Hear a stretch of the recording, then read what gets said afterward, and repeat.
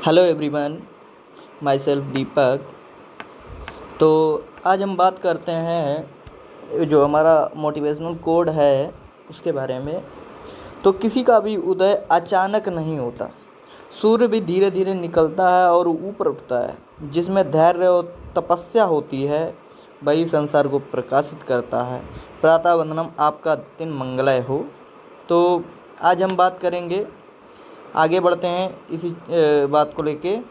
तो ये हमारा कोचिंग जो स्टार्ट हुआ है, तो उस कोचिंग का नाम जो है ये दे रखा है, देखो, ठीक है। तो इस कोचिंग को सब्सक्राइब कर लीजिए, ठीक है, और बेल आइकन को प्रेस कर दीजिए। इसके बाद लाइक और शेयर करते रहिए इसको, और आगे आने वाली वीडियोज़ जो हैं वो तुम्हारे लिए प्रॉफिटेबल होंगे। तो आइए आज हम बात करते हैं यंत्र, कुछ जो एग्रीकल्चर में महत्वपूर्ण यंत्र हैं जहाँ से एक क्वेश्चन कभी ना कभी पूछ दिया जाता है और ज़्यादातर आता रहता है यूपी कैट के एग्ज़ाम में। मोस्टली बात करेंगे तो यूपी कैट के लिए फॉर 2022। तो नेक्स्ट जो एग्ज़ाम होने वाला है वो बांदा कराएगा, बांदा यूनिवर्सिटी कराएगा। तो पहला जो इसमें दे रखा है तो वो आक्जेनोमीटर जो है पौधों की वृद्धि मापता है, ठीक है। आक्जेनोमीटर से पौधों की वृद्धि मापी जाती है। और इसके बाद में दूसरा है लाइसीमीटर द्वारा हम बाष्पोत्सर्जन मापते हैं। बाष्पोत्सर्जन का मतलब एक बाष्पीकरण होता है। बाष्पीकरण जो होता है वो इवेपोरीमीटर द्वारा मापा जाता है। किसके द्वारा? इवेपोरीमीटर। ये साइड में लिख गया है, जैसा कि इसमें दे रखा है इवेपोरीमीटर। इवेपोरेशन से पता चलता है इवेपोरीमीटर, ठीक है। तो एक इवेपोरीमीटर होता है और एक पोटोमीटर होता है। क्या होता है? पोटोमीटर होता है, ये जो दे रखा है। इन दोनों तरह का जो बाष्पीकरण होता है, बाष्पोत्सर्जन होता है। बाष्पोत्सर्जन मतलब बाष्प भी हो रही है और पौधों के द्वारा भी बाष्पोत्सर्जन हो रहा, तो उसे हम बाष्पोत्सर्जन के नाम से जानते हो। इसे जो नापा जाता है वो लाइसीमीटर के द्वारा नापा जाता है, ठीक है। तो कॉन्सेप्ट क्लियर हो गया, आगे बढ़ें। तो बाष्पोत्सर्जन, इवेपोरीमीटर बता ही दिया, इवेपोरीमीटर द्वारा मापा जाता है बाष्पीकरण। क्या मापा जाता है? बाष्पीकरण। और इसके बाद बाष्पोत्सर्जन जो मापा जाता है वो पोटोमीटर द्वारा। किसके द्वारा? पोटोमीटर के द्वारा। इसके बाद आगे करते हैं फोटोमीटर। फोटोमीटर प्रकाश की तीव्रता मापता है, ठीक है। प्रकाश की जो तीव्रता होती है उसे फोटोमीटर के द्वारा मापा जाता है। उसके बाद बैरोमीटर की बात करते हैं, तो वायुमंडलीय दाब, ठीक है, वायुमंडलीय दाब जो मापा जाता है वो बैरोमीटर के द्वारा मापा जाता है। इसकी खोज जो की थी ई टोरसेली ने की थी, टोरसेली, ठीक है, ई टोरसेली।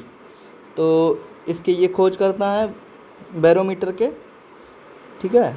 तो अगला क्वेश्चन है रेन गेज जो है वर्षा मापी यंत्र। इसके द्वारा क्या मापा जाता है? वर्षा की मात्रा मापी जाती है कि एक ईयर में कितनी वर्षा हुई है। और भारत की जो एनुअल रेनफॉल है वो एनुअल रेनफॉल भारत की जो है वो दे रखी है 1194 mm, मीन्स 120 एवरेज कह सकते हैं 0.06 की कमी है यहाँ पर, तो उसे 120 सेंटीमीटर भी कह सकते हैं, ठीक है। तो 120 सेंटीमीटर भी कह सकते हैं। तो इसके बाद में आगे बढ़ते हैं, तो इसके बाद में आता है माइक्रोमीटर द्वारा हम सूक्ष्म जीवों का आकार मापते हैं। जैसे माइक्रो ऑर्गेनिज्म होते हैं, जैसे कि पहला हो गया, इसमें आता है मुख्य रूप से micro bacteria, virus, etc। Calorimeter द्वारा ऊर्जा मापी जाती है। कैलोरीमीटर द्वारा क्या मापा जाता है? ऊर्जा मापी जाती है, ठीक है। इसके द्वारा हम ऊर्जा का मापन करते हैं। और लेक्टोमीटर द्वारा दूध का अपेक्षित घनत्व ज्ञात करते हैं। इसे लेक्टोमीटर के द्वारा ज्ञात किया जाता है, ठीक है। और दूध का घनत्व, अपेक्षित घनत्व होता है गाय भैंस का, वो अलग अलग होता है। तो इसमें हम बात करेंगे, तो गाय का अगर अपेक्षित घनत्व जानते हैं तो 1.028 से लेकर 1.022 नहीं है, होगा यहाँ पे 0.30 हो जाएगा। अब बात करें हम यहाँ पे भैंस के दूध के अपेक्षित घनत्व के बारे में, तो 1.030 से लेकर 1.032 तक होता है। ठीक है, तो इसके बाद आगे बढ़ते हैं। ये हो गया गाय और भैंस का अपेक्षित घनत्व। इसके बाद प्लानीमीटर जो होता है, नहीं, इसके बाद है टेंसियोमीटर। टेंसियोमीटर जो दे रखा है, इसके द्वारा हम मापते हैं भूमि की नमी। ठीक है, तो टेंसियोमीटर द्वारा भूमि की नमी मापी जाती है। इसके आगे हम बढ़ते हैं प्लानीमीटर। पत्ती की सतह मापी जाती है, पत्ती की सतह का जो क्षेत्रफल होता है उसे हम मापते हैं इसके द्वारा। और ब्यूटारोमीटर द्वारा दूध के अंदर जो वसा की मात्रा है उसे ज्ञात करते हैं। और उसके बाद में एनीमोमीटर आता है, तो वायु का वेग या गति मापी जाती है इसके द्वारा। ठीक है, वायु का वेग या गति मापी जाती है। विंडवैन द्वारा वायु की दिशा मापी जाती है। और उसके बाद में अल्टीमीटर आता है, जो कुछ वायुयान मतलब जो हवा में उड़ते हैं उनकी ऊंचाई को पता करने के लिए लगा होता है कि उनमें हम कितनी ऊंचाई पर हम उड़ रहे हैं, तो उसमें अल्टीमीटर लगा होता है। अल्टीमीटर द्वारा ऊंचाई ज्ञात की जाती है। अगर बात की जाए तो जेलीमीटर, जेलीमीटर जो होता है वो पेक्टिन की मात्रा ज्ञात करता है। किसकी? पेक्टिन की मात्रा ज्ञात करता है। ये रहा तुम्हारा पेक्टिन। और पेक्टिन सबसे अधिक किस में पाया जाता है? वो पाया जाता है अमरूद में। तो अब बात करते हैं कैस्कोग्राफ। कैस्कोग्राफ द्वारा हम मापते हैं पौधे की वृद्धि। हालांकि पौधे की वृद्धि यहाँ पे एक्जिनोमीटर भी द्वारा मापी जाती है। ठीक है, तो दोनों ही यंत्र हैं। और इसमें कैस्कोग्राफ के जो खोज करता है वो जेसी बोस हैं, जेसी वसु। ठीक है, इन्हें father of Indian plant physiology भी कहा जाता है। इसके बाद आगे बढ़ते हैं। मैनोमीटर द्वारा जल का दबाव मापा जाता है। और जड़ रूट प्रेशर क्या होता है? रूट प्रेशर, रूट प्रेशर शब्द जो दिया था वो स्टीफन हेल्स ने दिया था। किसने दिया था? स्टीफन हेल्स ने।